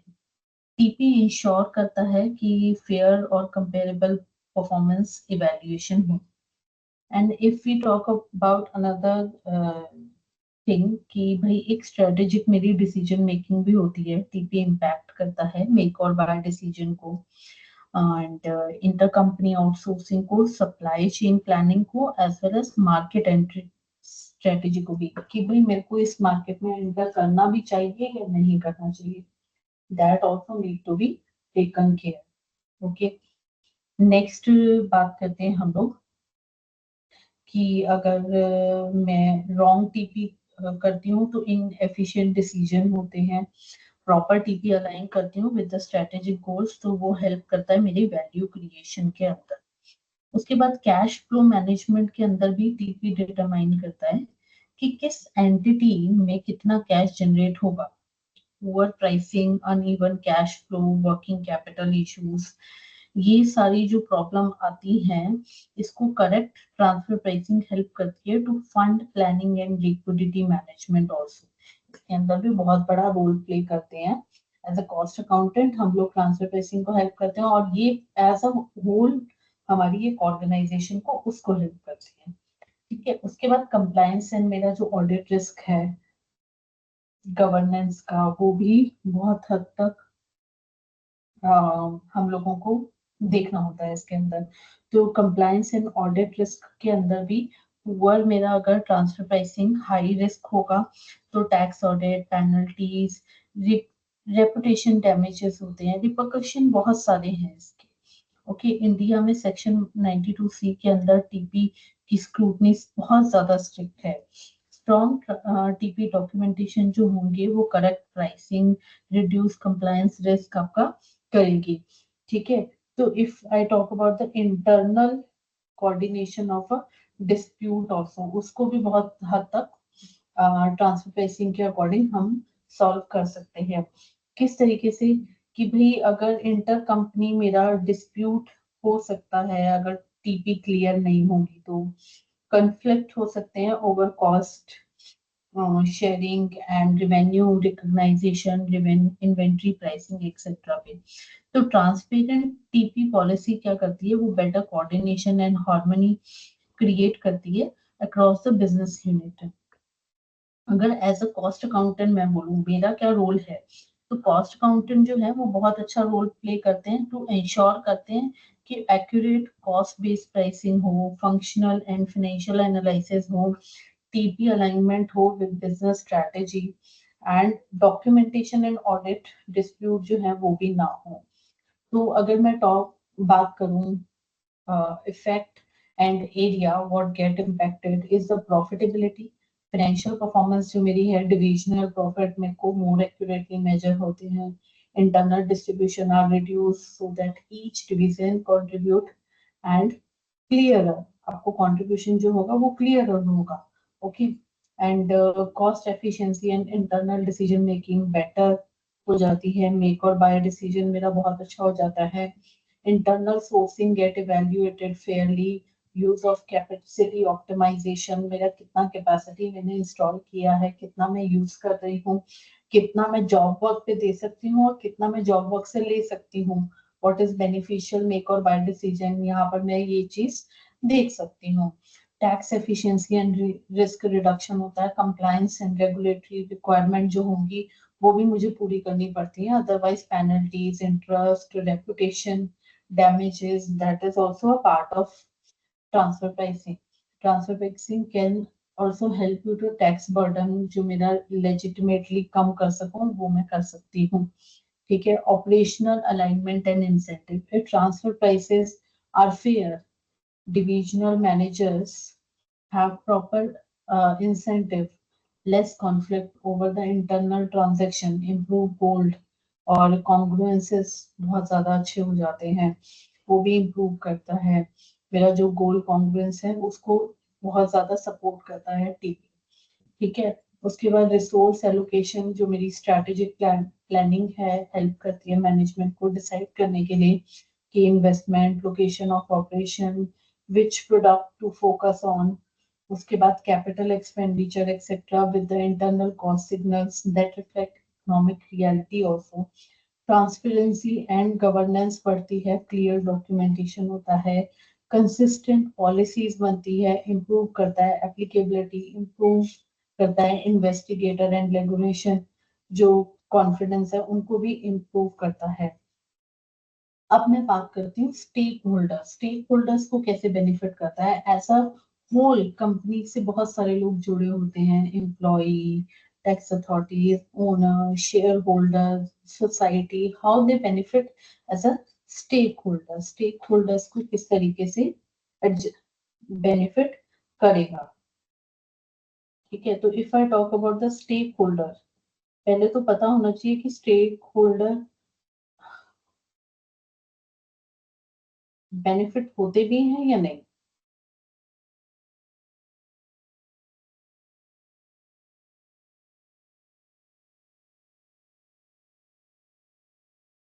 पहले तो ये देखना होता है हमें। ठीक है, तो एज अ कॉस्ट अकाउंटेंट उसे at a intersection of finance, operation and strategy, stakeholder जो बेनिफिट होते हैं वो कौन और कैसे होते हैं। तो सबसे पहले तो ट्रांसफर प्राइसिंग का जो इम्पैक्ट है वो एक या दो डिपार्टमेंट्स तक लिमिटेड नहीं होता, ये मल्टीपल स्टेक होल्डर्स को डायरेक्टली इन्फ्लुएंस करता है, from top management to tax authorities and even investors and employees. Okay, तो फर्स्टली तो बिजनेस ओनर्स जो हैं वो स्टेक होल्डर होते हैं, दूसरा टॉप मैनेजमेंट होता है, ऑपरेशनल हेड होते हैं, बिजनेस यूनिट होती है, टैक्स अथॉरिटीज के बारे में तो हमने बहुत बात करी है, employ specially in finance and costing roles जो होते हैं, इन्वेस्टर, लेंडर्स जो कंपनी को उधार देते हैं, गवर्नमेंट्स ऑफ वेरियस कंट्रीज।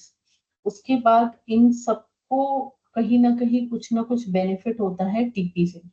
ठीक है, एक जो ट्रांसफर प्राइसिंग का जो एक रोल है वो एक डिपार्टमेंट तक लिमिटेड नहीं है, ये मल्टीपल स्टेक होल्डर्स को डायरेक्टली इन्फ्लुएंस कर आदि हाँ, कैसे बेनिफिट होता है? Better profit reporting, higher shareholder value, किस तरीके से बिजनेस ओनर्स को करेगा। टीपी इंश्योर करता है कि प्रॉफिट करेक्टली एलोकेटेड हो अक्रॉस द ग्रुप, हेल्प करे optimise global tax liability, lead to the higher net profit, better profit reporting हो, हायर शेयर होल्डर वैल्यू मिले है, shareholder value maximisation via effective tax planning and performance measurement taken as a very good role into the transfer pricing. अगर मैं transfer pricing करूँ, बात करूँ तो this is more of a performance measurement. तो performance measurement है मेरा। Top management को किस तरीके से ये बेनिफिट करता है? तो टीपी अलाइन करता है pricing and strategic goals like expansion, restructuring, as well as outsourcing, reliable data prices, better decision making, division wise profitability analysis become fair, help करता है मैनेजमेंट को to take a informed decision based on the true business economics. जो भी हमारी economics है उसके अंदर देखा जाए तो मेरा अगर टॉप मैनेजमेंट है उसको more accurate financial information for strategy, risk, tax planning, ability to make better decision, investment expansion, outsourcing, sourcing, protecting the audits also, that also work with them, third is operational head. अगर मैं operational head की बात करूं तो उनको कैसे benefit करता है, तो वो इंश्योर करता है कि ईच यूनिट में इवेल्युएटेड हो Fairlie at its own merit, उसकी खुद की मेरिट पे वो देखा जाए तो फेयरली इवेल्युएटेड हो।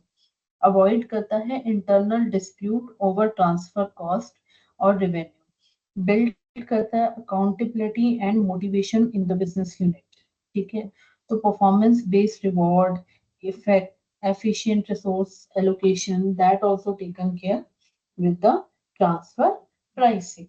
Okay, again फिर we have talked about the tax authority a lot, कैसे बेनिफिट होता है। टीपी इंश्योर करता है कि कोई भी टैक्स इवेजन ना हो, कोई भी बेस लाइन पे कोई इवेजन ना हो, प्रॉफिट शिफ्टिंग को कंट्रोल करता है। ट्रांसपेरेंट डॉक्यूमेंटेशन हेल्प करता है स्मूथ असेसमेंट को, हेल्प करता है प्लग इंटरनेशनल टैक्स अवॉइडेंस को, प्रमोट करता है fair tax revenue collection and global compliances को भी करता है।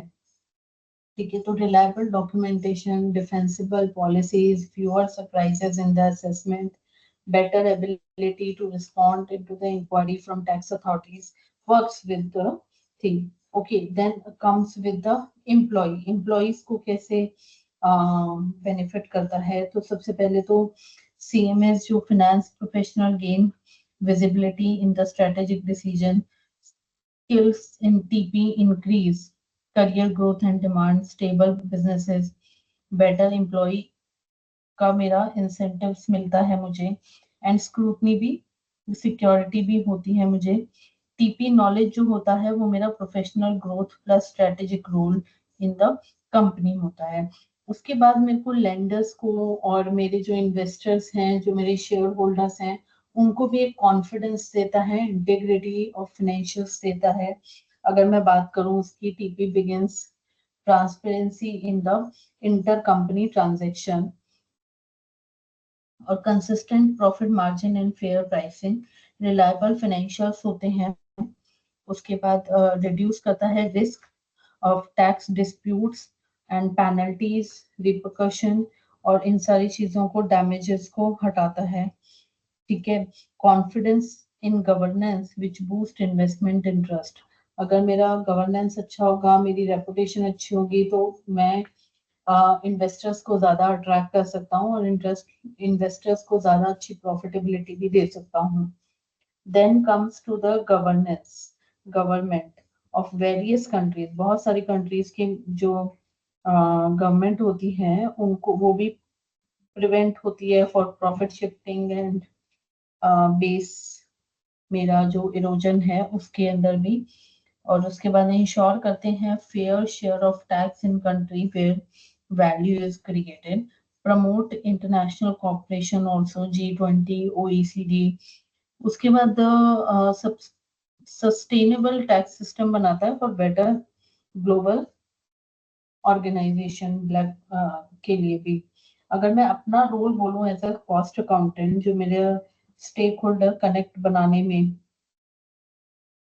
so as a CMA, we are the bridge between the operation and finance, business and tax, compliance and strategy. CMA helps qual- uh, quantify, justify, and document transfer pricing so that the stakeholder interests are balanced. Okay, तो अगर मैं top बात करूं stake holders की, तो share holder, management, business unit, tax authorities, employees, investor, government, all get benefited from the transfer pricing. So transfer pricing is not just a pricing mechanism, it is a value alignment tool. Value alignment tool है, when done right, it creates win-win outcome for all the stakeholders from boardroom to the bottom line. आप कहीं पे भी देखोगे तो आपको transfer pricing का benefit मिलेगा ही मिलेगा। Do anyone has something to add into it? कुछ है किसी के पास इसके अंदर कनेक्ट करने के लिए? Please, I welcome the questions now. It's been almost 2 hours while I'm speaking. I welcome question or any input will be also welcome. Please let me know.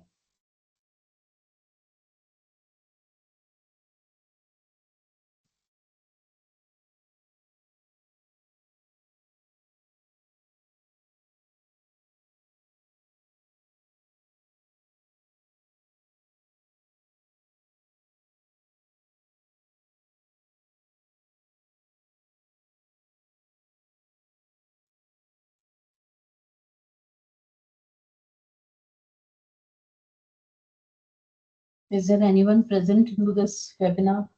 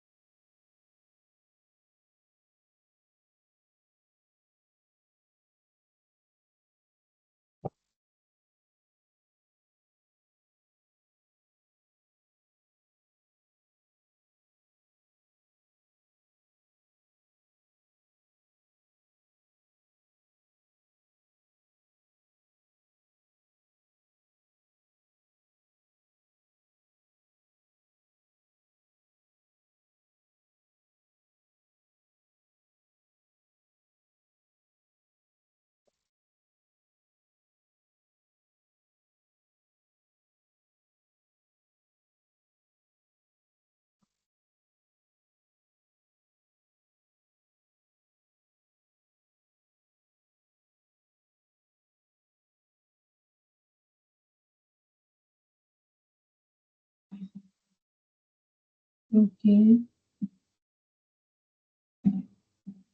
Hello. Yes, madam.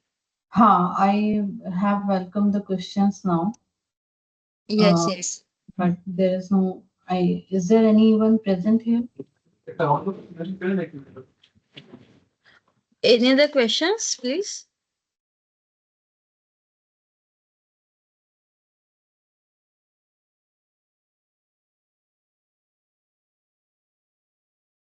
Madam, we will wait for 2-3 minutes for the questions. If there is no other question, then we will conclude the session, madam. Okay. Okay. Okay.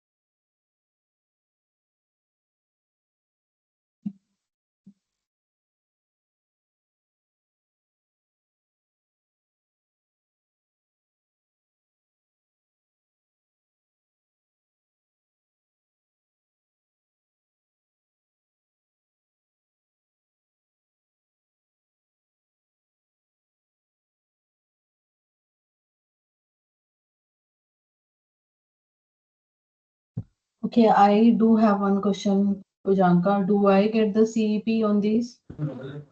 Yes, madam. Do I get the CEP hours from this? Yes, yes, madam. It's Mhm. subject to approval from HQ, madam. We Oh, uploaded on the CPE portal. okay. Okay. Thank you. Okay. Thank you. Yes, madam. Yes. I think there's a question here, Eh, and I Yes, can. yes. We will Yes. conclude the session, madam, on behalf of the Professional Development Committee Chairman and all the committee members and office bearers of WRC. I express my heartfelt thanks to Rashmi madam and all the participants for attending this session. Thank you. We will now officially conclude this session, madam. Thank you very much to all. Thank you. Thank you, madam.